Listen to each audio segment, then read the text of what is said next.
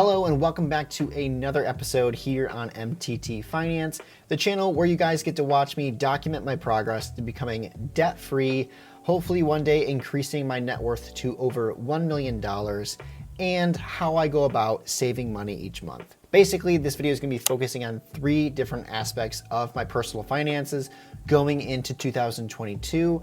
As the end of 2021, I had some major milestones I met in terms of my own debt payoff journey. As you guys may have saw in my last update video for 2021, I was able to completely eliminate a very, high interest loan with my student loans that I had, and that felt really good to do. So going into 2022, I feel like I put myself in a pretty good place to set myself up for success in this year. Just a little bit of a disclaimer, this video is going to be a little bit different than the ones I typically post. I'm not gonna be showing any spreadsheets in this video, but this video is gonna be more interactive on your guys' part. So you guys gotta kind of pay attention here because I do not in any way claim to be a financial expert. In each of these categories that I'm going to list here in just a moment, I'm going to be asking for some audience input, which is where you guys will come in and you can leave comments down below based off the questions that I'm going to be asking you guys for some of your suggestions and what you guys think of my plan moving into 2022. So this video is going to be broken down into, I would say, three topics or three parts. Number one being what my plan is going to be moving forward for 2022 with my debt payoff strategy. The second topic we're going to talk about in this video, if you've been following this channel for, I would say, maybe the last 6 months, you know that I have pretty much put a pause on all investing except for my 401k account with my employer. But I think in this year, I'm going to be kind of opening the door and opening up my mind a little bit to investing. And we'll talk a little bit more about that once we get to it. And then the third topic that we are going to talk about in today's video has to do with what my saving is going to look like in the year of 2022. Last year, to be honest, I didn't have really any intentional saving strategy or saving schedule lined up.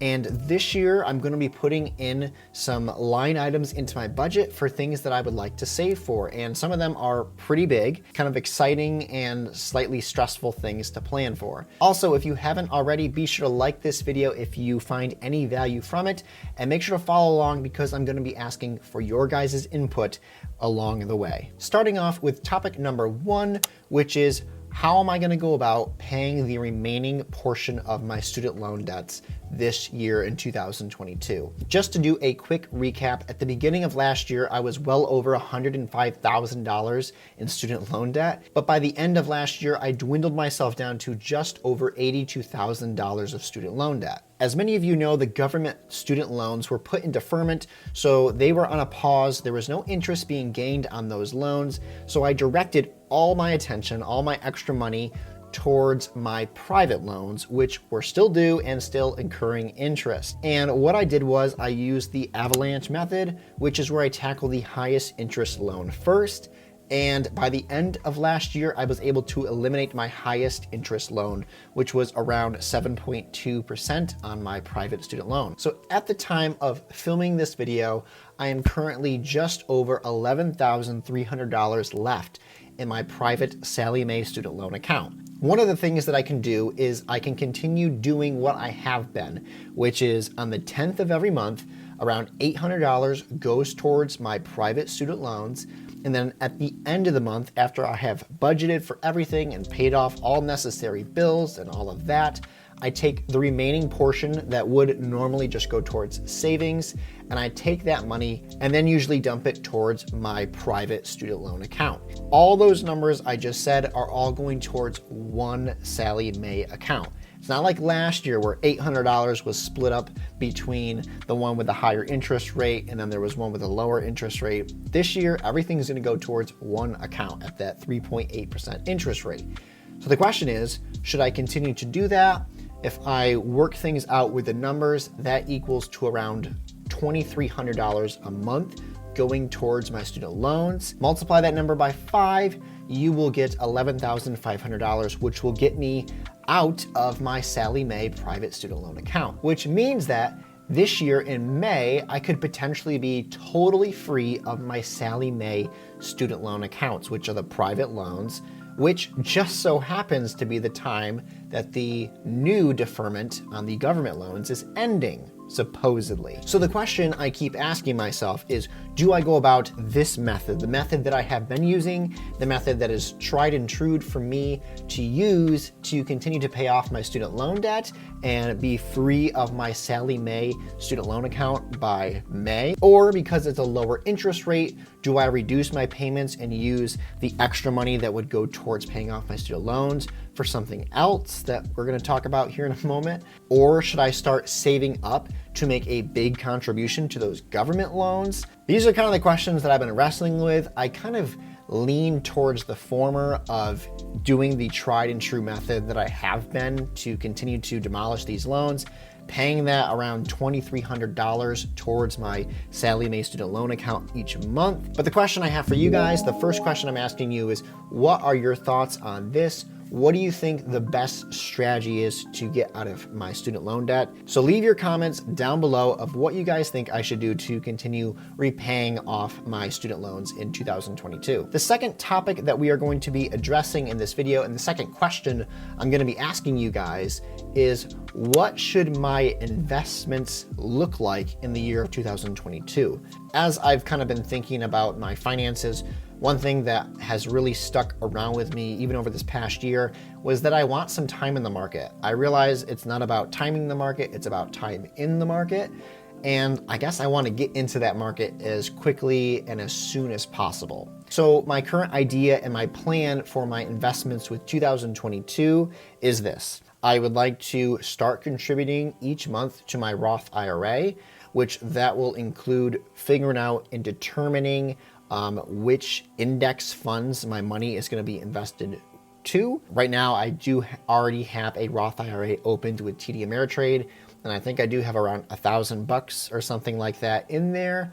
I would have to double check and see, but it's with an index fund through Fidelity. But I'm thinking the best thing I can possibly do right now when it comes to investing is to target my Roth IRA, because my Roth IRA, if you don't know, I'll leave a link in the description if you don't know what a Roth IRA is. So it's post-tax money.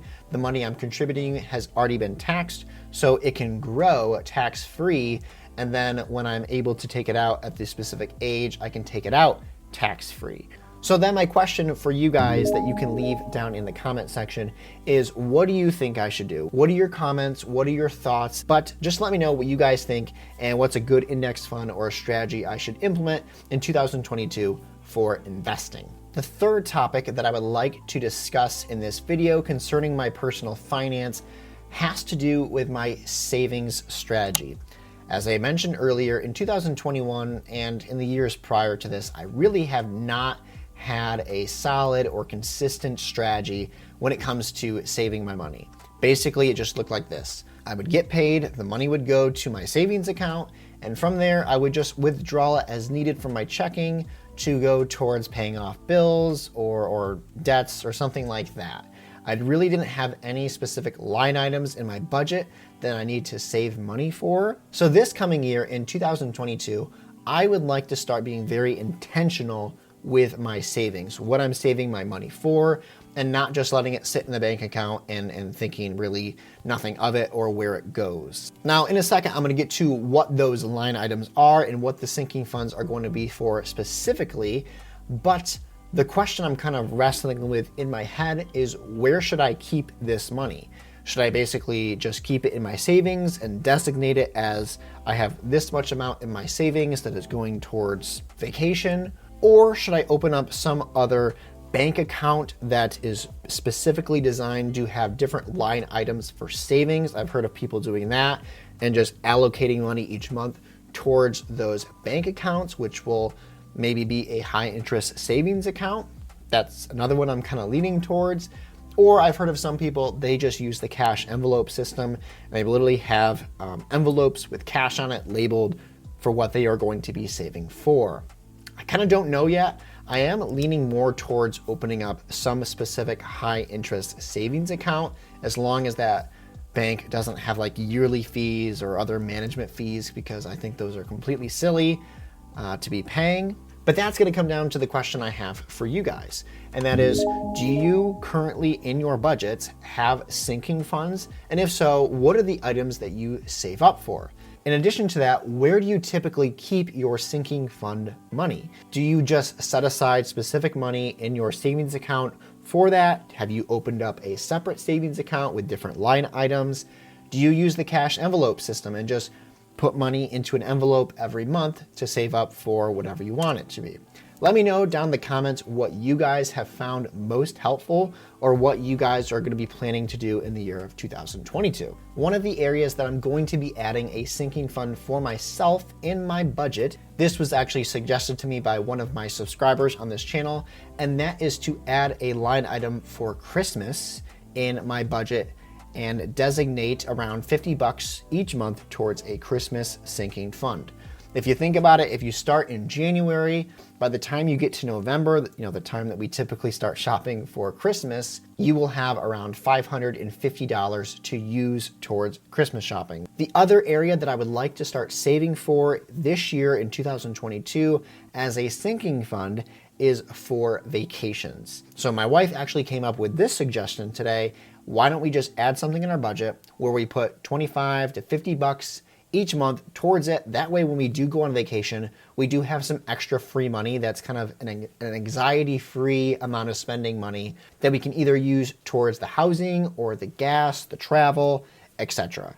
So that will be something else that we add to our budget this year. And then the last and final, and I guess I would say probably the biggest thing that I'm going to be adding to my budget for 2022, and that is putting a sinking fund in for having a baby. My wife and I have kind of decided that maybe next year is going to be the year that we try to have a kid. And this year, we are just going to do our best to be intentional and prudent with our finances so that when that time does come, we aren't caught off guard and we don't feel like this overwhelming sense of anxiety and stress with money.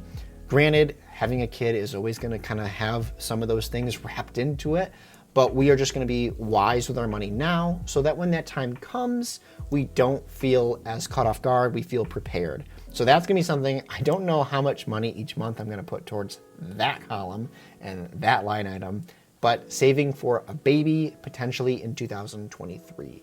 So stay tuned for that. This video contained a lot of information that I just kind of tossed at you. And if you are new here to the channel, I thank you so much for sticking around until the very end and kind of listening to me ramble about my finances. But if you are new here and you do not know what's going on, or you're just someone who needs a refresher to what's going on in my life with my personal finances, be sure to check out this video right over here, and I will see you guys in the next video. Take care.